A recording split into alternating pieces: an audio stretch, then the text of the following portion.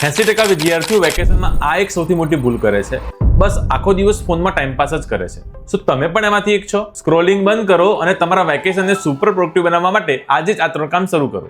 Number 1, skill develop કરો. આજના સમયમાં માર્ક્સ કરતા વધારે સ્કિલ મેટર કરે છે, like video editing, AI automation, communication, foreign languages, public speaking જેવું કંઈ પણ શીખો, પણ શરૂઆત કરો. Number 2, reading a books.